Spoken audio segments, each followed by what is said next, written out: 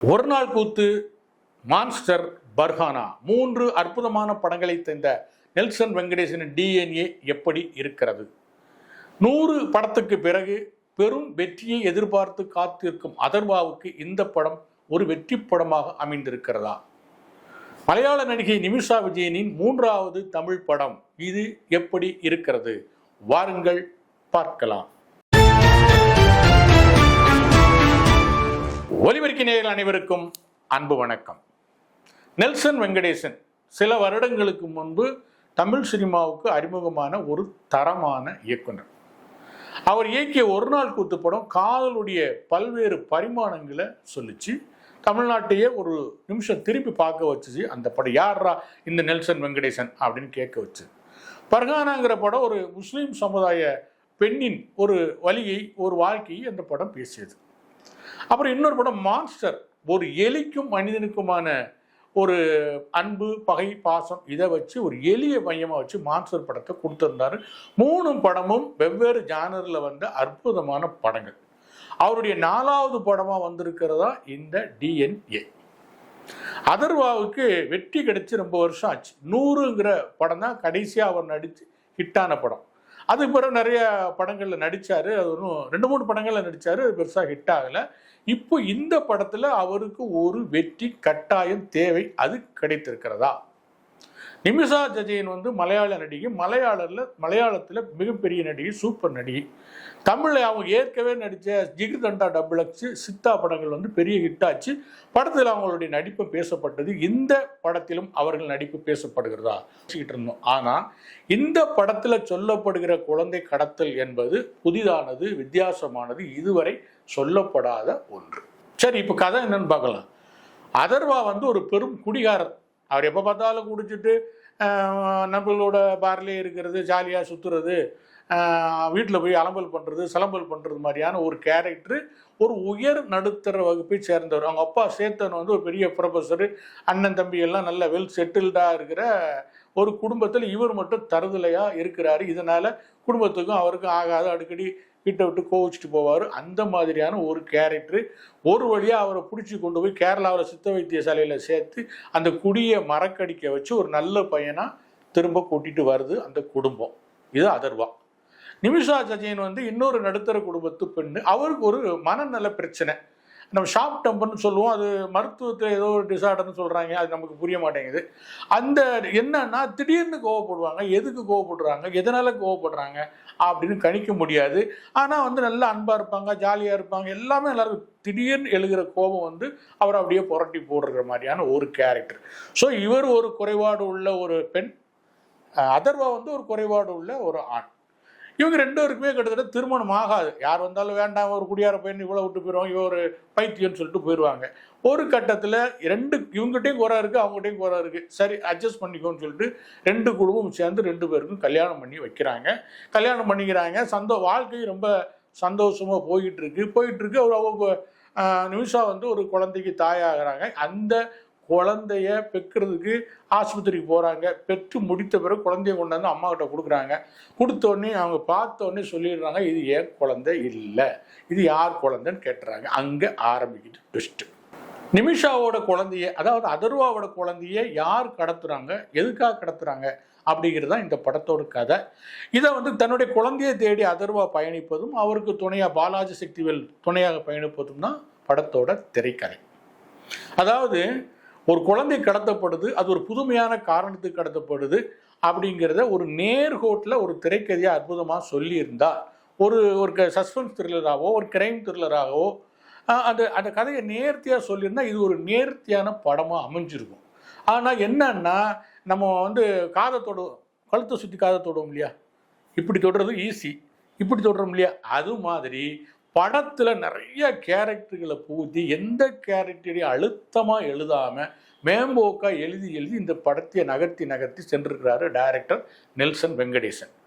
உதாரணத்துக்கு சொல்லணும்னா, இந்த படத்தில் வர்ற 3-4 கேரக்டர் தான் படம் ஃபுல்லாக ட்ராவல் ஆகுது. அதர்வா, நிமிஷா விஜயன், பாலாஜி சக்திவேல், இந்த 3 பேருடைய கேரக்டர் தான் ட்ராவல் ஆகிட்டே போகுது. இடையில இந்த அவருடைய நண்பராக வர்ற ரமேஷ் திலக்கோட கேரக்டரும் கொஞ்சம் தூரம் வந்துக்கிட்டு இருக்கு. ஆனால் மற்ற எல்லா கேரக்டருமே திடீர்னு கதைக்குள்ளே வர்றாங்க, திடீர்னு பேசுகிறாங்க, கொஞ்சம் ட்ராவல் பண்ணுறாங்க, அப்புறம் கதையை விட்டு வெளியே போயிடுறாங்க. உதாரணம் சொல்லணும்னா இந்த குழந்தை கடத்தல் கேஸை வந்து ஒரு இன்ஸ்பெக்டர் கையில் எடுக்கிறாரு. அவர் செல்வராஜ் அப்படிங்கிற ஒரு புதுமுகம் நடிச்சிருக்காரு. ஒரு பத்திரிகையாளர். கொஞ்சம் தூரம் தான் அதில் ட்ராவல் பண்ணுறாரு. அப்புறம் வந்து கான்ஸ்டபிள்கிட்ட கொடுத்து, எப்பா நீயே இந்த கேஸை பார்த்துக்கோன்னு சொல்லி அவர்கிட்ட ஒப்படைச்சி விட்டுறாரு. அவர் அதர்வாவோட சேர்ந்து அந்த குழந்தையை தேடுறாரு. குழந்தை கடத்தல் என்பது எவ்வளோ பெரிய ஒரு விஷயம். அதை வந்து ஈஸியாக வந்து ஒரு ஹெட் கான்ஸ்டபிள், அது ஒரு வாரத்தில் ரிட்டையர்ட் ஆக போகிற கான்ஸ்டபிள்கிட்ட கொடுத்து இதை நீ விசாரிச்சுக்கோ அப்படின்னு சொல்லிட்டு அவர் ஒதுங்கிறார். இப்படி ஒவ்வொரு கேரக்டரும் வந்து வந்து வந்து வெளியில் போகுது. உதாரணத்துக்கு இன்னொன்று கேரக்டர் சொல்லணும்னா, அதர்வாவோட அப்பா சேத்தன், அவர் மகன் மேலே கடுமையான விருப்பம், நாசமாக போ, விளங்காமல் போகணும், அவரை பயங்கரமான திட்டுறாரு, வீட்டுக்குள்ளே சேர்க்க மாட்டேக்காரு. இப்படி ஒரு கோபக்கார தந்தையாக வர்றவர் கடைசியில் படிப்படியாக போய் ஒரு சாதாரண தந்தையாக மாறுறாரு. மற்ற அந்த குடும்ப உறுப்பினராக வர்றவங்களுக்கு யாருக்குமே ஒரு அழுத்தமான கேரக்டராக எழுதப்படாமல் போகுது. நடிப்பை பொறுத்த வரைக்கும் அதர்வாவுக்கு வந்து இந்த படம் வந்து ஒரு மைல்கல் தான். ஏன்னா இது வரைக்கும் இல்லாத அளவுக்கு இந்த படத்தில் நடிப்பில் நல்ல அதிக கவனம் செலுத்தியிருக்காரு, நிறைய மெனக்கெட்டிருக்காரு. ஒரு பொறுப்பு இல்லாத ஒரு குடிக்கிற இளைஞனா, ஒரு குடும்பத்துக்கு ஆகாத இளைஞனா, ஒரு பொறுப்பற்ற இளைஞனாகவும் தன்னை வெளிப்படுத்துகிறார், அற்புதமாக வெளிப்படுத்துகிறாரு. அதே நேரத்தில் திருமணம் ஆன பிறகு ஒரு பொறுப்புள்ள கணவனா, ஒரு பொறுப்புள்ள தந்தையாகவும் தன்னை வெளிப்படுத்துகிறார். ஸோ 2 விதமான பரிமாணங்களையும் இந்த படத்தில் ரொம்ப நேர்த்தியாக அதர்வா வெளிப்படுத்தியிருக்காரு. அப்புறம் கதாநாயகி நிமிஷா ஜஜியனை பற்றி நம்ம சொல்ல தேவையில்லை. ஏன்னா அவங்கெல்லாம் நடிப்பு அரக்கி. கேரளாவில் மிகப்பெரிய உயரத்தில் இருக்கக்கூடிய, நடிப்பில் உயரத்தில் இருக்கக்கூடிய பெரிய நடிகை. அவங்களுக்கு இது தமிழில் 3வது படம். ஏற்கனவே ஜிகிதண்டா XXலையும் தன்னுடைய நடிப்பை ப்ரூவ் பண்ணாங்க, சித்தா படத்துலையும் தன்னுடைய நடிப்பை ப்ரூவ் பண்ணாங்க. இப்போ 3வது இந்த படத்துலையும் அவங்களுடைய நடிப்பு பிரமாதமாக இருக்குது. காரணம் என்னென்னா, அவருடைய கேரக்டரைசேஷன் வந்து அப்படி அருமையாக எழுதப்பட்டிருக்கு. அதாவது என்னென்னா, அந்த ஒரு சின்ன கோவப்படுகிற அந்த ஒரு மனநிலை, அப்புறம் ஒரு திருமணத்தின் போது கணவன் மேல் ஏற்படுகிற அபரிதமான பாசம், குழந்தை காணாமல் போகும்போது ஏற்படுற பரிதவிப்புன்னு பல பரிமாணங்களையும் ரொம்ப நேர்த்தியாக அற்புதமாக அவங்க வந்து வெளிப்படுத்தியிருக்கிறாங்க. இந்த 3 படத்துலையும் அவங்க நடிப்பில் ஹார்ட்ரிக் அடிச்சிருக்காங்கன்னு தான் சொல்லணும். பார்த்திபனோட ஒளிப்பதிவு படத்துக்கு பக்க பலம். ஏன்னா இந்த கதைக்கு என்ன மாதிரியான ஒளிப்பதிவு தேவையோ அதை கரெக்டாக கொடுத்துருக்காரு. படத்தில் இசைனா பின்னணி இசை வந்து ஜிப்ரான் போட்டிருக்காரு. இந்த கதைக்கு தேவையான அளவுக்கு எங்கெங்கே கொஞ்சம் பிபி ஏற்றணும், எங்கே இறக்கணும் அப்படின்னு கரெக்டாக பார்த்து வந்து பின்னணி இசையை கதைக்கு தேவையான அளவுக்கு கச்சிதமாக கொடுத்துருக்காரு. இதில் 6-7 இசையமைப்பாளர்கள் வந்து பாடல்களுக்கு தனித்தனியாக இசையமைச்சிருக்காங்க. ஒரு முழுமையான பாடல் எங்கேயும் இல்லை, அங்கங்கே பிட்டு பாடல்கள் வருது. அது கதையோடு சேர்ந்து ட்ராவல் பண்ணுது. குழந்தைகள் கடத்தல் படங்களிலேயே இது ஒரு வித்தியாசமான படம் அப்படிங்கிறதுல எந்த சந்தேகமும் இல்லை. நெல்சன் வெங்கடேசனுடைய முதல் 3 படங்கள் எப்படி ஒவ்வொரு ஜானரில் இருந்துச்சோ, இது ஒரு புதிய ஜானர் தான். குழந்தை கடத்தலை பற்றிய ஒரு புதிய ஜானல் தான் இந்த படத்தை அவர் சொல்லியிருக்கிறாரு. ஆனால் நிறைய கேரக்டர்கள், அந்த கேரக்டர்கள் வந்த வேகத்தில் வெளியே போகிறது, இதனால் அடுத்து என்ன நடக்கும், என்னெல்லாம் நடக்கும் அப்படிங்கிறத ரொம்ப தெளிவாக நம்மளால் புரிஞ்சக்கூடியதுனால படத்துக்கு அடுத்த காட்சிக்கான எதிர்பார்ப்பு படத்தில் குறைவாக இருக்குது. குறிப்பாக சொல்லணும்னா, நகரத்துக்குள்ளே நடக்கிற ஒரு நரபலி காட்சி வந்து ரொம்ப நரபலி காட்சியும் அது தொடர்பாக வர்ற சண்டை காட்சியும் ரொம்ப ஒரு செயற்கைத்தனமாக ஒரு திணிக்கப்பட்ட ஒரு விஷயமா இந்த படத்தில் இருக்கு. அதோட வந்து இந்த படத்தில் சொல்லப்படுகிற காரணம், குழந்தை கடத்தலுக்கான காரணத்தை பற்றி விமர்சிக்கவே இல்லை படம். ஏன்னா அதுதான் முக்கியமாக இந்த படத்தில் சொல்லப்பட வேண்டும். காரணம் வந்து ரொம்ப நீங்கள் படம் பார்க்கும்போது சஸ்பென்ஸ் பகுதிங்கிறதுனால நான் சொல்ல முடியல. அந்த கடத்தப்படுவதற்கான காரணத்தை பற்றி இன்னும் கடுமையாக இந்த படம் விமர்சனம் பண்ணியிருக்கணும். ஏதோ அது காரணம் சரி என்பது போலவும், கடத்தப்பட்ட தொனியும் கடத்தப்பட்ட விதமும் தவறு என்பது போல தான் இந்த படம் சித்தரிக்குது. அது அல்லாமல் அவர் படத்தில் ஒரு விஷயத்தை கடைசியில் சொல்ல வர்றார். என்ன சொல்ல வர்றாருன்னா, வந்து ஒரு பக்கம் வந்து குழந்தை பெறுவதற்காக லட்சக்கணக்கில் செலவு பண்ணுறாங்க, நிறைய வந்து அந்த குழந்தை கருத்தரிப்பு மையங்கள், குழந்தை மையங்கள்லாம் நிறைய வந்துச்சு, இது வந்து சமூக சீர்கேட்டோட ஒரு பகுதி அப்படின்னு சொல்கிறாரு. இன்னொரு பகுதியில் அதே மாதிரி வந்து நிறைய லட்சக்கணக்கான குழந்தைகள் ரோட்டில் தாய் தகப்பன் இல்லாமல் அனாதையாக இருக்குது, அனாதை இல்லங்கள் நிறையா வந்திருக்கு அப்படிங்கிற இந்த சமூக முரண்பாட்டை சொல்கிறாரு.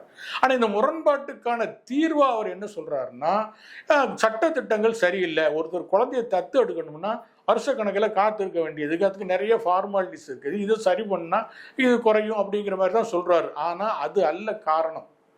ஒரு பக்கம் குழந்தையை பெற்றுக்கொள்வதற்காக லட்சக்கணக்கில் பணம் செலவு பண்ணுகிற ஒரு சமூகம், இன்னும் சொல்லப்போனால் இன்னும் அதிகமாக செலவு பண்ணி இரட்டை குழந்தைகளை பெற்றுக்கொள்கிற காலம். இன்னைக்கு பார்த்துப்பீங்க, நிறைய நடிகைகளுக்கெல்லாம் இரட்டை குழந்தை பிறந்திருக்கு. நான் யாருன்னு சொல்ல விரும்பல, உங்களுக்கு தெரியும். அதுக்கெல்லாம் காரணம் என்னன்னா, நம்ம மெடிக்கல், நீங்கள் பணம் நிறைய வச்சு அதை ஆஸ்பத்திரியில் கொடுத்தீங்கன்னா அவங்களுக்கு அவங்க இரட்டை குழந்தைகள் பெற்று தருவாங்க. இதுக்கான வசதிகள் இப்போ வந்துருச்சு. ஸோ இப்படி குழந்தைகளுக்காக லட்சக்கணக்கில் செலவு பண்ணுற ஒரு கூட்டம் ஒரு பக்கம், லட்சக்கணக்கான குழந்தைகள் ரோட்டில் அலைகிறது ஒரு கூட்டம். இந்த ரெண்டுக்குமான முரண்பாடு, இந்த முரண்பாடு ஏன் வந்துச்சுங்கிறது இந்த படம் தைரியமாக பேசலை. என்ன முரண்பாடு? வர்க்க முரண்பாடு, பொருளாதார முரண்பாடு. இது ரெண்டும் தான் இந்த இடைவெளிக்கு காரணம். ஒரு புறம் குழந்தைகளுக்கான அதிக செலவு, இன்னொரு புறம் அதிக குழந்தைகள் அனாதையாக இருக்குது.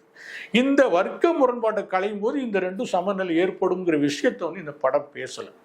அடுத்து கிளைமாக்ஸ். கிளைமாக்ஸில் நமக்கு தெரியும், எப்படினாலும் தாய்கிட்ட குழந்தை சேர போகும் அப்படிங்கிறது தான் கிளைமாக்ஸு. அதில் படத்தில் வர்ற வில்லன் வேற, எனக்கு தண்டனை வந்து உடனே கிடைக்காது, லேட்டாக கிடைக்கும்னு முதல்ல சொல்லிடுறாரு. ஸோ இது எல்லாமே சேர்ந்து வழக்கம் போல் ஒரு கோயிலில் தான் இந்த கிளைமாக்ஸ் நடக்குது. எப்படியும் தாயோட குழந்தை சேரப்போகுதுங்கிறது தெரியும், இவர் வரப்போறாருன்னு தெரியும், அடிக்க போறாருன்னு தெரியும். இதில் அடுத்து இந்த கிளைமாக்ஸ்லேயே அடுத்து என்ன நடக்குங்கிறத சின்ன குழந்தையே சொல்கிற மாதிரி ஒரு பலவீனமான, அந்த காலத்தில் மௌலி படத்தில், விசு படத்தில், சுந்தர்சி படத்தில் வர்ற கிளைமாக்ஸ் மாதிரி கோயிலில் கஜகஜன்னு நிறைய கேரக்டர்கள் வச்சு அந்த கிளைமாக்ஸை வந்து போட்டிருக்காரு. இருந்தாலும் அந்த ஒரு தாய் சென்டிமெண்ட் நம்மளை கொஞ்சம் அந்த கிளைமாக்ஸில் உருக வைக்கத்தான் செய்யுது. பொதுவாக டோட்டலாக பார்த்தோம்னா நெல்சன் வெங்கடேசனுக்கு வந்து இந்த படம் வந்து மற்ற 3 படங்களை விட ஒரு படி கீழான படம் தான். இது வந்து அவருடைய கேட்டகரியில் இது 4வது அப்படிங்கிற மாதிரி தான் இந்த படத்தை நம்ம வச்சுக்க முடியும். அதர்வாவை பொறுத்தவரை வரைக்கும் அவருடைய கேரியரில் இது ரொம்ப முக்கியமான படம். ஏன்னா அவர் நடிப்புக்கான வாய்ப்பும் அவருக்கு இதில் வழங்கப்பட்டிருக்கு, ஒரு ஆக்ஷன் சீக்வன்ஸுக்கான வாய்ப்பும் வழங்கப்பட்டிருக்கு, ஒரு நல்ல கதையாகவும் அமைஞ்சிருக்கிறதுனால அவருக்கு இது ஒரு முக்கியமான படமாக அமையுது. நிமிஷா ஜெயன் நடிப்பில் ஹாட்ரிக் அடிக்கிறதுக்கு இந்த படம் உதவி இருக்கு. இப்படி 3 பேருக்குமே 3 விதமான பங்களிப்பு இந்த படம் தந்திருக்கு. இந்த படத்துக்கு ஒலிபரிக்கோட நட்சத்திர மதிப்பீடு 3. நன்றி நேயர்களே, உண்மையை பேசுவோம், அதை உரக்க பேசுவோம். இந்த நேரத்தில் உங்களுக்கு பிடிச்சிருந்தா லைக் பண்ணுங்க, ஷேர் பண்ணுங்க, சப்ஸ்கிரைப் பண்ணுங்க. நன்றி, வணக்கம்.